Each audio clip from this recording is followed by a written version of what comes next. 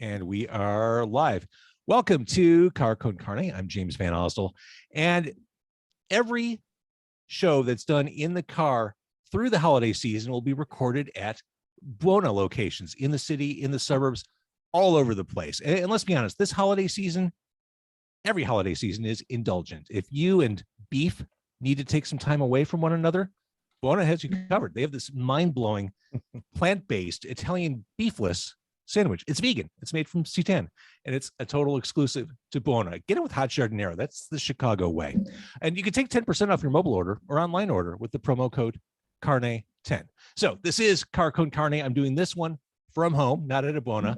I'm James Van Osdel, and the holidays can feel weird for people who don't drink. There's a routine, there's a ritual around drinking, and sometimes non-drinkers can feel detached. There's a stigma there. And I always recommend to people who want to drink but not drink that they try one of Well Being's craft NA beers. Purpose brewed, better for you, craft beer.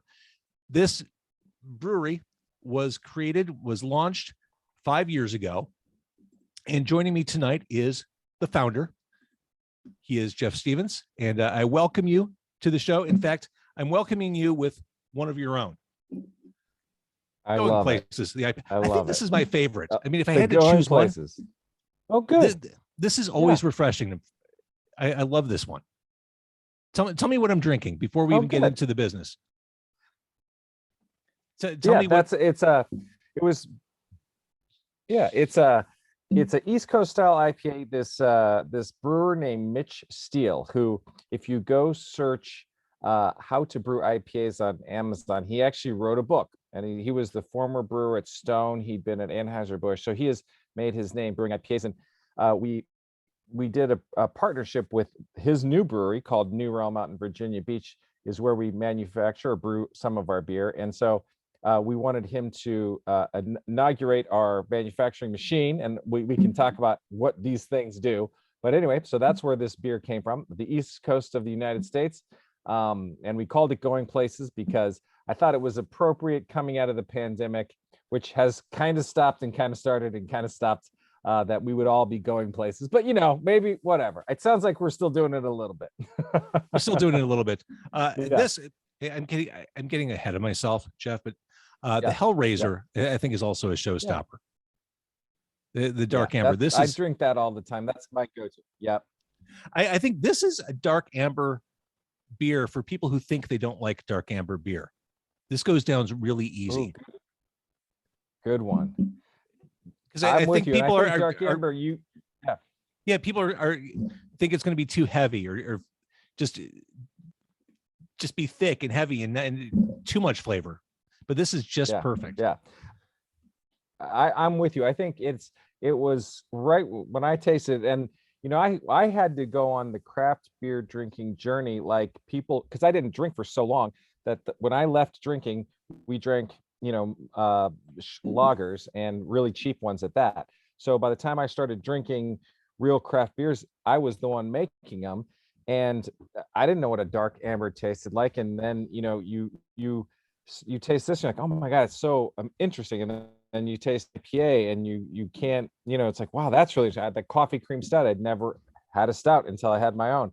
So it's fun to go on this journey, with just what craft beer drinkers have been on. So I agree. The Hellraiser is a perfect, a little hoppy, very smooth, very refreshing still, but has really good with food. I'm glad you like it, because you seem to be obviously someone who knows where to get a beef sandwich, and even a non-beef sandwich, it sounds like. 100%. 100%. Yeah. And you kind of touched on this before the craft beer movement. For decades, non-alcoholic beer, it was never sexy. And it really wasn't good necessarily for decades running. So I talked about the stigma when I started this interview. There's always been a weird stigma if you don't drink, but non-alcoholic beer was kind of stigmatized because it just wasn't good. And I'm not imagining that, am I? No. It's funny you say that, because I worked in the beer industry as a marketing person for a long time. So I knew how they made the non-alcoholic beers they were making, and they were all basically done for the legal department would say, hey, we need this social responsibility program don't drink and drive. So let's make the cheapest, least ingredient beers we can, and we'll put them and make them non-alcoholic because we have to do this. And they never cared about what the beer tasted like. They just weren't part of their business. So it was always, when you talk to the guys now who made these beers, the O'Douls of the world is the perfect example. And I have a love, I have a fondness love because it's so bad that it's just like so bad that it just set the bar for this entire industry. But I drank a ton of it, because that's all there was. Like, that's what you're drinking. Right. If you're going out at night, like I'd rather have that than 12 Coca-Colas. So we had a very, very low bar. When we got into this business, we're like, if we can just be better than this. And we started brewing with great ingredients, really high end technology, and like, wow, all of a sudden you're brewing unbelievable beer. But the non-alcoholic beer space was, you did something wrong that you have to drink this beer. Something's wrong in your life, Yes. Like, what's going on? Why did you screw up so bad that you have to drink this beer? you sad person, was kind of the reaction you would get all the time. And there is what you're doing with Well Being could not have happened if not for the craft beer movement. Yes, agreed. I would just, the interest and the attention to flavors and profiles, non-alcoholic beer could not have risen to this Without a doubt. Had that not happened. So you launched this business 5 years ago. I hope I said that correctly at the beginning. It was 2016 is when we started doing. I think we got our first beer in 2018. So it's been about 3 years, but yeah, it took a while to figure it all out before you get to an actual first beer. Can we talk about, I'm sure you've told the story time and again, but can we talk about what led you to, because I'm sure people told you along the way, are you serious? You're nuts. You can't do this. Good luck. Yes. I'm sure there are a lot of people throwing up barriers along the way. And I would say it was really fun. I had a lot of good friends, and I've been, still am in the world of recovery. And so I have a lot of non-drinking friends just socially, but I was also in the world of alcohol marketing. So I have lots of drinking friends. But everyone on both sides of the coin were like, you're going to do what? You're going to take alcohol out of, why would you want to do that? We're really worried about you. I had a couple friends that were seriously sat me down and like, this is you're putting a lot of capital into this, a lot of whatever. But I knew for me, I had been in this situation hundreds of times where I was a completely underserved market. When you walk into any bar, any restaurant, and as a non-drinker, there's three choices and they're all bad. And so I'm like, well, there's got to be, if there was a better choice for us, we'd buy it. It's not about money. We'd love to spend the same amount of money as everyone else and have something good. So I knew I was a market, and I hoped that there was other people, and it just turns out that this movement sort of started happening. So it worked out, and it's a hot category now. Well, that's what I was going to say. I mean, you go to any liquor store. I mean, here in the Chicago area, Binny's is omnipresent, and NA has its own. I mean, it's not an end cap; it is an aisle at this point, and it's stunning to see. And there's good stuff there, and it's amazing to see some of the big players swinging around to this. Yep, they finally are, and they're putting real capital and technology and trying to brew really good versions of this, which I think has helped the category tremendously. What I think we're finding out, which I don't think anyone really knew. I knew there were people like me out there that didn't drink and just wanted a decent beer at a bar, or there's now people. I think everyone is starting to mix us in their drinking sessions. And that sort of means that the market is unlimited, or it's much bigger than anyone saw, because we get emails all the time where, if you go out drinking on a Wednesday night and you usually have 4 IPAs, but if you start with ours, and that's the easiest one, it goes down the fastest, and you build that base, the other 3 go down a little slower, and you've already built you know what I'm saying? So you don't drink as much, but you have the exact same experience. You're not quite as hungover. You're not quite as tired. I mean, all that kind of stuff we start to see. And I think that's where this market just is a really big one, and has a lot of potential. I totally agree. And that's usually what I tell people. I mean, it's not just for people in recovery. It's not just, I don't drink, here's what I need. But I mean, I kind of preach the opposite of what you just said. Start with your beer. If you're out, if you're a designated driver, start with your, 7% IPA. And then, you're going to be spending the rest of the night out and about. Switch over. To, get it going. And then let it fizzle out, and as you're doing that, still have great taste going down your mouth. Yeah. Going down Well, your you throat. know that we brewed that Victory Wheat has more electrolytes in it than Gatorade, and that electrolyte mix we got from a company that created it. Yep. To prevent hangovers. That was the original product. Was you get hungover because you're not hydrated enough, and that causes a lot of the hangover. So if you use that as your last beer, it helps with the hangover the next morning. So it's really interesting you Genius. say that. Yeah, it's perfect. And I agree. Like, yeah, mix this in is the whole idea. Exactly. Well, and I mentioned this, the stigma. If you're not drinking and you're out and about, I mean, I'm in Chicago. I mean, every corner has an old style sign. Yeah. Beer is a part of what this city is. So Without a doubt. if you don't have something in your hand, you Yeah. kind of, I mean, I guess it's on you if you feel uncomfortable, but you do feel uncomfortable if you don't have a drink. And there's a ritual to it all. Yeah. And I think this completely cuts that off at the knees. I'm with you. And I can't tell you how many countless times I was out with people and everyone would go around the table and order something interesting and have a question for the bartender. And here's a cocktail and they're going to talk about this. And they'd get to me and I would order a day old coffee that's been sitting there, or, Right. oh yeah, there might be a dusty non-alcoholic beer somewhere in our basement. Let me go look. Or how about a Virgin Mary? Yeah, exactly. And so, yeah, everyone at the table is feeling like, oh, is it okay if we drink in front of you and you can't communicate to them that, yes, it's fine if you drink in front of me, go right ahead. I'm happy to drive you home. So I agree. Like if you can order an intentional IPA or an Hellraiser, it just says to everyone like, loose, I'm here with you. We're all just here together having a good time. There's no weirdness at all. It takes that off the table. Yeah, I'm with you.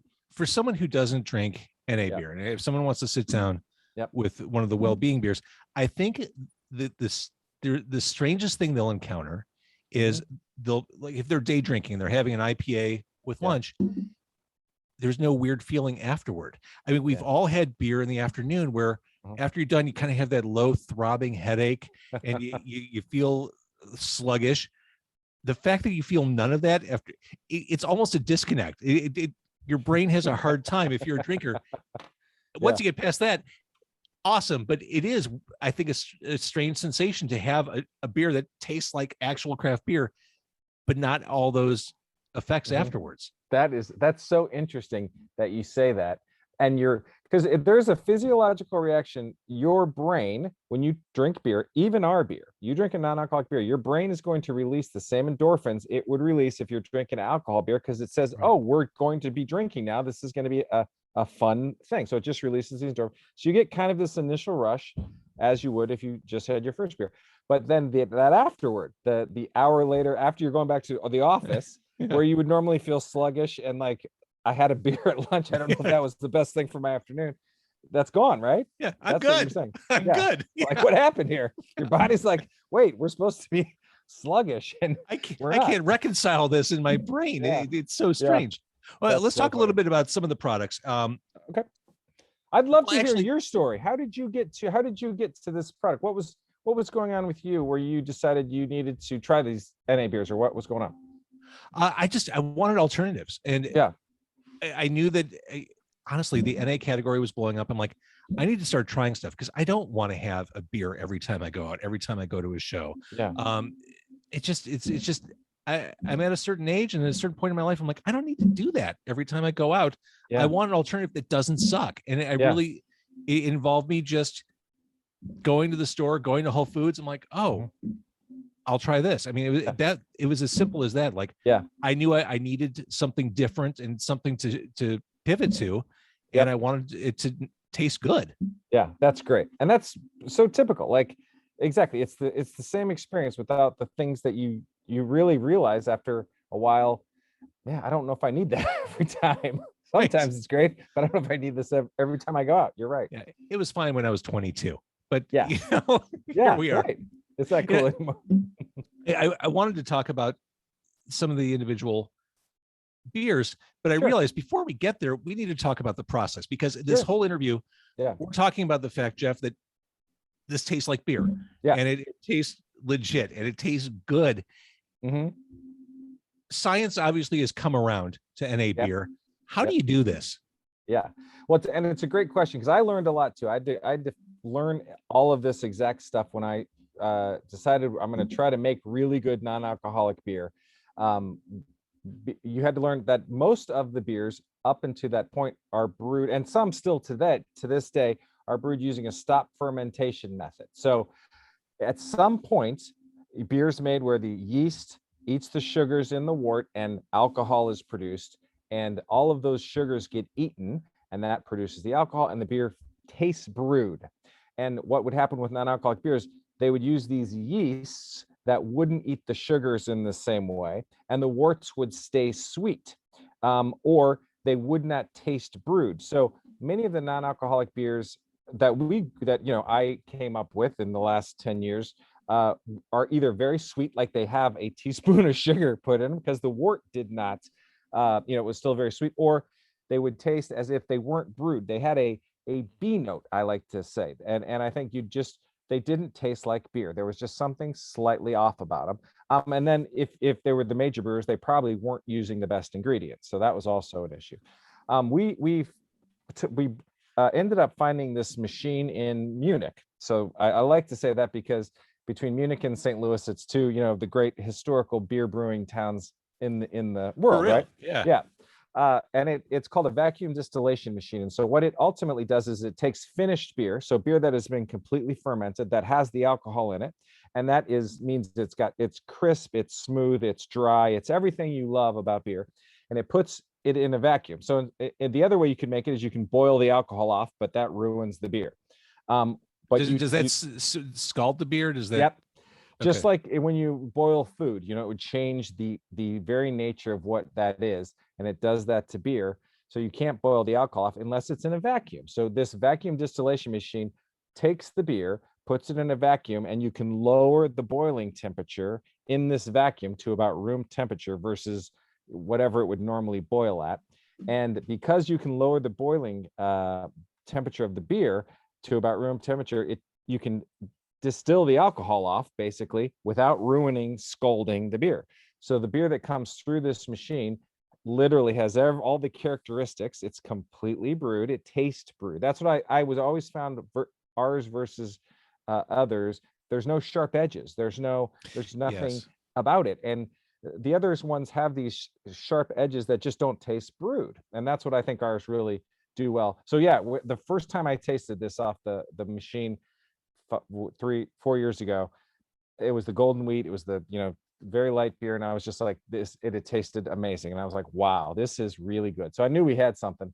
So the beer just turns out to be really good, and then we ultimately capture a lot of the aromatics and reintroduce them into the product. So a lot of the scents are all there, the smells are there, the aroma, which has so much to do with it. When you open the craft beers especially and pour them in a glass, and all the scents, all of it's there. So the whole beer experience is there without the alcohol. That's amazing. Yeah, it is. Technology. It's amazing. Yeah. And it was this guy, I'll tell you who did it, is the head, and I can't remember his name, but in the 70s, he was the head professor at the Munich Beer School, like the brewing university of the world. If you wanted to go be a brewer, you went to this school in Munich, and he was the head guy there, and he invented this machine. So it is literally someone who, and beers, non-alcoholic beers in Germany are very good. They're probably, this market was big in Germany 5 years before it came here. It was a thing over there. It still is. So yeah, they make really good beers over there. I mean, seriously, I'm just drinking this as we're talking. This is so good. Oh, good. I'm glad you like it. Yeah. It's a very light, it's kind of a summery IPA. It's not heavy, but I think it's really, really nice. I think it's got a really nice flavor to it. I love it after dinner. Yeah. Yeah. Good. Yeah. Yeah, this is great. So you got this machine from Munich. I'm guessing like this isn't a competitive market. I'm guessing it's almost like a monopoly. Like you got to get your machine from that guy. Yeah, there's 3 makers of these things, and they're very expensive. And I can see why no one had done it in the U.S. And I can see why no one in the craft beer industry had done this, because it's not. Most brewers don't get into brewing to make non-alcoholic beer. Right. So if you run a craft brewery, it's just not the brew side of it. You're like, yeah, that's not why I got into this, is to make NA beer. So it just no one was doing it. We were the first ones in the US to bring one of these machines in, and probably are still one of the very few that's using this. There's lots of new ways to make it now that everyone's doing, And I think that, as everything, it's a little better, a little better, a little better. And yeah, so there's a lot of really interesting products out there. And then there's a lot of products that I would say market themselves as beers, but are lighter. They're more hop oils. There's lots of, and I don't think these are good or bad, but it's interesting, all the choices now that you Yeah. have.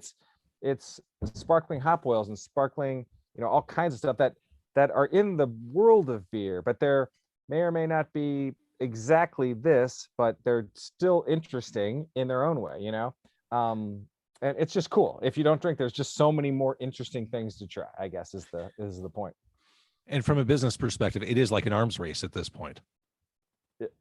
It is a little bit. I think we're still on the market's growing phase, but yes, you're right. There's lots of competition, which you knew was going to happen. And if it is, it is what it is, but I hope the market continues to grow. And at some point, person who doesn't drink, and as a person who has seen people's really powerful journeys when they discover sobriety on very small levels and very big levels, like it changes people's lives, even on the smallest level when they just cut back, or they really change their lives because they really needed to stop. And if we can be a part of that, I think that's awesome. That's just awesome. So I enjoy that part of it. And I enjoy seeing the stories and hearing about people who literally are different people a year after quitting drinking, or whatever. Even on the small levels, like I enjoy my life so much more. And I'm, they quit for a month and they decided that they didn't miss it. So good for you. And this next question is born of ignorance, and this may come off like that, but for people who are in recovery, for people who do need sobriety as a lifestyle, is it weird for them to have something that tastes so authentic? Is that a dangerous thing to keep that taste in their lives? I mean, I'm talking to someone who is 25 years sober, who created this company, but I don't know. Is that a disconnect? Is that? It's a really good question. It's not born of ignorance at all, and it's still a big discussion, I would say, in early recovery, especially like when you just get sober. Is this a tool or is this a trigger? And those are things that I think every individual person needs to figure out for themselves, what they're comfortable with. I would say I had non-alcoholic beer the second night, and went out with friends and drank some at a bar, and for me it was like, oh, this is going to be okay. I'm 24 years old.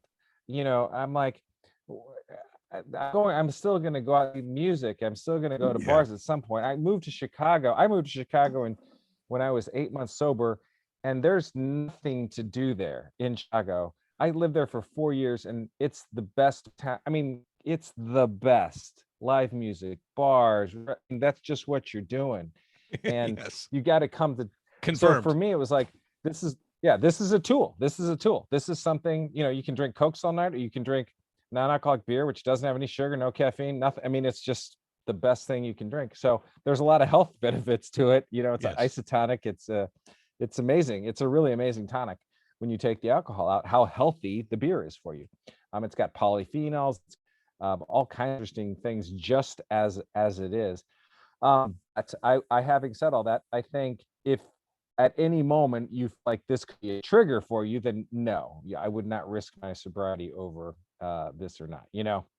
It's not worth it. But it's a huge tool, and it just allows you to go and hang out and not feel so discombobulated at a bar, have anything to drink. You just can, I guess. Yeah, because it is that ritual. Everyone's there, and everyone's got something in their hand, and this is awesome. All right, let's talk a little bit about these beers. Going back to you discovering this magical machine in Munich that gave you a business, that enabled you to make beer without the alcohol in it. How much trial and error? Like, I guess my question is, how many mistakes did you make before getting some of these beers to market? We made, I would say first started, we had 2 or 3 that we put through the de-alc machine and just weren't good. One of them was, I remember distinctly, was a Newcastle-esque brown ale. Did not work out at all. I don't know why. And one of them was we tried an IPA early on, and we learned a lot about how to, which hops worked the best and which hops would go through the machine. And how to on the back end, really, is what you end up doing a lot, is hopping on the back end of this. So we learned a lot about that, but we got really lucky with that golden wheat and the dark amber. Both those went through, tasted great. And we started the business without having 10 beers to try. We got 2 hits right out of the gate that just were like, wow, these are really, really good. But yeah, we've had a few that just have like, yeah, no, this isn't good at all. You mentioned the golden wheat. I have no golden wheat to hold up. Those were the first to go. I have my Well Being badge. That was first, yep. Because as the young kids say these days, they're highly crushable. Those are just they are. Those disappear quick. Yeah, they do. They go down fast and go down easy.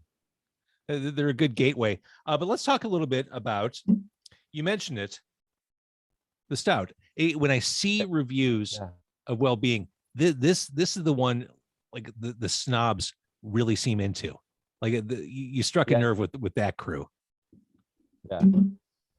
So it's a coffee, and I love coffee, and I just like, it's one of my favorite things. So when I would see people at the bars, I never really want to drink alcohol, but I've always wanted to taste a Guinness. I've been to Ireland, I'd seen it poured, I'd seen the ritual. I was like, I'm not gonna drink it, but I'm like, oh, I just want to taste it. It just looks amazing. And then you go and see these new stouts, and people, it's coffee stouts, and all the spices that are being mixed into stouts. And it was just, that specific beer made me jealous. It made me crazy. So that was our third beer, and I'm like, let's do coffee stout.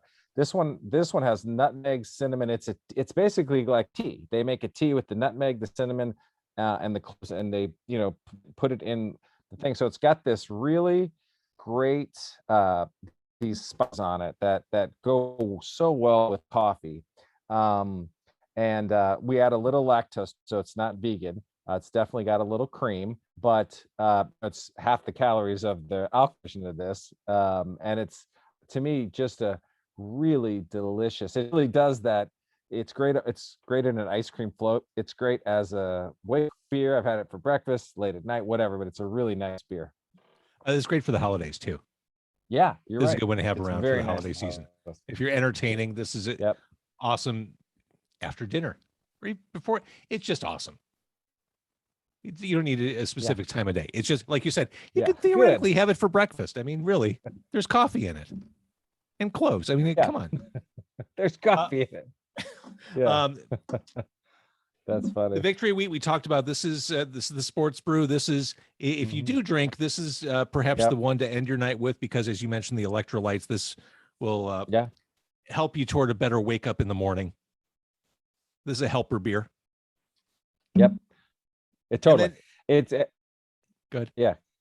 No, it was funny. One of my favorite brands, I worked on this as a marketer, was Michelob Ultra. I don't know if you've obviously seen Michelob Ultra, but as a brand, I love it because it knows who it is. It's a sport, it's people working and they drink Michelob Ultra. And to me, the one thing you didn't want in all of that was the alcohol, but you wanted the Gatorade part of it. So to me, this was the perfect solution of, it's got everything you want in the Gatorade and Michelob Ultra without the two things you don't want: the sugar, the added colors, and the alcohol. It's the beer with the electrolytes. Well, let's have the IPA conversation. We have the intentional and we have the going places. For the IPA drinker, for the casual drinker, what's the difference? Yeah, and have you tasted both of them? Yes, you have. And what would you say about? See, I don't speak beer language very well. I can't talk to you about, I can't talk hop talk. I can tell you that going places is lighter. It's got that, maybe it's fruitier. The Well Being feels a little heavier. And again, I'm terrible at describing this stuff. Mhm. So help me out. That's exactly right. You've totally said that. That is exactly right. I would say the intentional is has a little more mouthfeel. It's got a little lactose in it too. So it's got a little more mouthfeel. It's a little heavier tasting. It's got a little sharper hops. I would say almost piney, some pineapple citrus on the back end, but it's a very what people tell me is it's a very West Coast IPA. So that's what Okay. it tastes like. The one we made, the Going Places, I think is much lighter.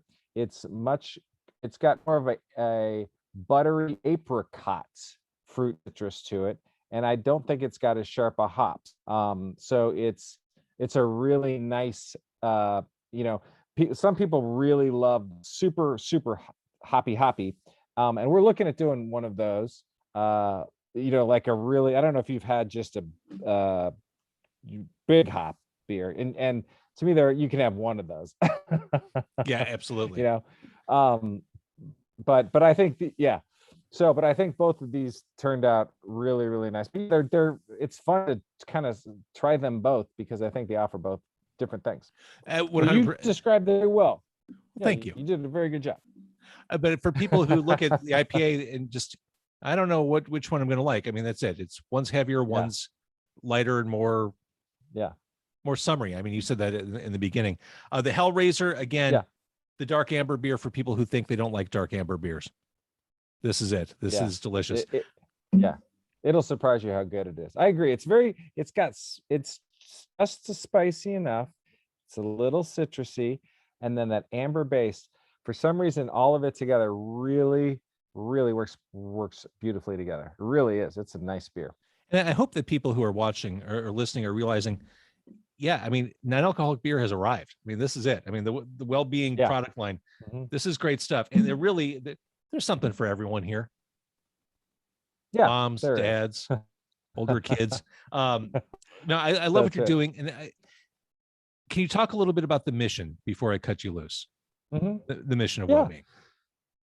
Yeah, it's funny, you just helping the world drink a little less was always a nice mission to start with because I think alcohol and I we are I'm we're not against alcohol at all. I worked in the business for years. It's a wonderful business. I love connecting. I love going to live music. I love all this. I love everything about the industry for sure. On the flip side, alcohol does cause a lot of health problems. There's a lot of people, I mean, it just does.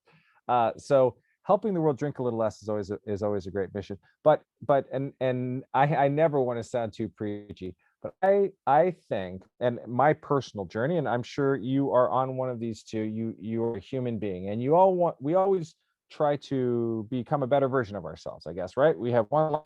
You learn a lot. You realize that there's a way of living that feels right to you, and it's got a lot of spiritual give back, whatever, selfless, not so self-centered. That journey is, people call it well-being. We want a journey to well-being is what we're all trying to do. And so I think beyond just helping people not drink a little less on that level, I think our mission has been to help people on that journey. We had a last May. We launched a beer that was for people in the industry who were dealing with the pandemic, and a lot of people in the bartending and the service Yeah. industry, which was a big thing that we like. Those people were under a lot of jobless, and all the things that happened during the pandemic. So there was a lot of mental health issues. That's something that I think we really get behind. This year earlier, we did a sober sex initiative and party, and uh, you know, started talking about a lot of things beyond that. So I think for us, and just my background with the recovery side and the 12 steps and the journey that you walk, I think that's what it is for me. An interesting part about doing this is meeting those people, creating these events, showing people it's totally, there's no stigma to this. Right. It's all good, and doing it this way as and we're just getting started, I guess. So yes, I appreciate you asking about that, and it's great to meet people like you. Like, I'm so excited about this ambassador program Me too. because it's it's just been really fun. And we just kind of started that too. So if there's anyone out there listening, hit us up. And the stigma is easier to knock out when there's product that people want to consume. The product's got to be there to help get rid of the stigma. I mean, this is delicious stuff. So congrats on what you've accomplished so far. I love it. Yeah, I'm obviously clearly a fan, and it's just whether you're in recovery, whether that's the journey you're on, or whether you just want some balance when you're socializing, or you just want to have a cold beverage. This is it. This is a great way to do it. So I'm going to have you stay on the line with me for 1 second as I wrap up. You'll be surprised how good they are. I agree. Thank you for watching. Thank you for listening. That right there, that's Jeff Stevens. Well Being is the non-alcoholic beer we're talking about. Wellbeingbrewing.com.